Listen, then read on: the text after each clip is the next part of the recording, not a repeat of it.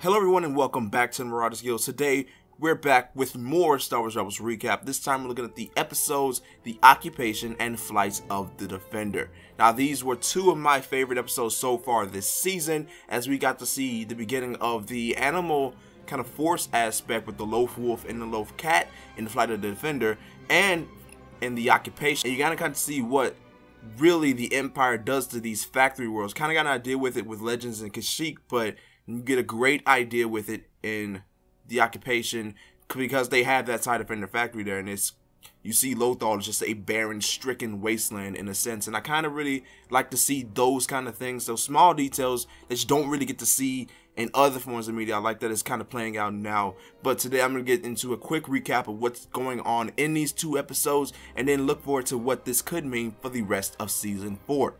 Now, beginning in the occupation, we see Ryder on Lothal contact the Rebel Alliance, but his transmission is cut short, prompting Mon Mothma to send Ezra to Lothal, but he's not going alone. The Ghost Crew has offered to come with him, everybody excluding Captain Rex though, so it's the original Ghost Crew: Ezra, Sabine, Chop, Kanan, and Zeb.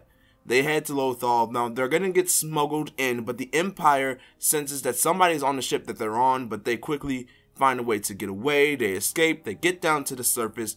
Now, Ezra and Sabine go out on sort of recon duty to kind of find out what's going on, because Ezra knows of a guy named Ojo. The Empire is completely taken over Lothal by this point, and Ezra knows that if there's anybody who sympathizes with the cause of the rebels or any rebel cells, it's going to be this guy named Joe. So he goes to his old bar, only to find out that an former Imperial pilot with a pretty recognizable record is there, and he's running the bar. Ezra asks what happens to Joe. Turns out he was arrested and executed because of his ties to the rebellion. So Ezra thinks that's about it, so he gets ready to leave, but the guy running the bar, the Imperial pilot, the former Imperial pilot, says, "Hey, where do you think you're going?" Stormtroopers approach. Then we get another surprise in one of the old members of Ezra's Imperial training crew back from Season 1, when he appeared to be in the Imperial Academy in an undercover mission. He comes in, saves Ezra. We find out that he's been helping the rebels as well in some capacity, so that's another cool callback to Season 1. Now, he leads these guys down into the drainage system basically of Lothal and tries to get them out. This leads to a crazy sequence of events that eventually takes us to flights of the Defender, where we see the Ghost Crew attempting to steal the data records for a TIE Defender, because of course the TIE Defender factory is on the world of Lothal. Now, Ezra kind of has a second storyline going on that kind of merges with the flight of the Defender, because we see the Loaf Cat. Now, this isn't any normal Loaf Cat. We see the rare white Loaf Cat, which is known to be accompanied with the Force, and he sees a Loaf Wolf, which hasn't been seen for hundreds of years on the planet of Lothal. All these creatures are starting to make themselves appear as they're trying to steal the TIE Defender. Now, one of the funniest moments of this episode that I thought was just absolutely hilarious is when you see two stormtroopers dealing with the Loaf Cat, and they literally chase the Loaf Cat so far they end up in the middle of the field in nowhere, and it's absolutely incredible. But that was a sign of like the animals helping Ezra, because he needed to get to the TIE Defender, and those troopers were defending the TIE Defender. So Ezra gets there, but who shows up? None other than Grand Admiral Thrawn. Ezra's plans go away. He gets the attention of all the Imperials in the camp as Sabine tests herself with going into the TIE Defender to steal the flight data records. So plans change, and they end up stealing the entire TIE Defender itself. Now, this isn't any normal TIE Defender. It's a TIE Defender Elite. Increase everything from what we last saw in Season 3. So more dangerous, and definitely will be an asset to the Rebellion if they can steal what they can from this TIE Defender. So they end up stealing and getting the flight data records. They have to crash the TIE Fighter because they find out there's a failsafe in it, which means the Empire can self-destruct it at any time from a completely different location. They don't have to be anywhere near it. But they still have the flight data records, so they still have that, but they're stranded in the middle of nowhere. Who shows up only to Ezra? Well, it's a physical appearance, but Ezra's the only one who noticed it. It's a Loaf Wolf. He turns around and tells Sabine, there it is, there's a Loaf Wolf. She turns around, the wolf whispers Sabine, and this mist kind of comes out of his mouth, and it knocks Sabine out instantly.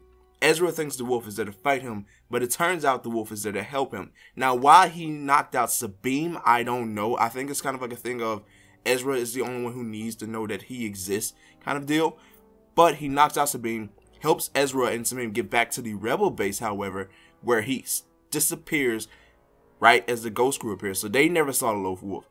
Ezra confides in Kanan that he knows he saw it. Kanan tells Ezra that he believes him, but as to why they're here, he has no idea. Now, one thing I do want to touch on that was kind of interesting about this encounter between Ezra and the Loaf Wolf was when the Loaf Wolf whispered what appeared to be Doom. And some of my friends have been saying this is a reference to Caleb Doom, which is Kanan's real name before he changed it prior to Order 66.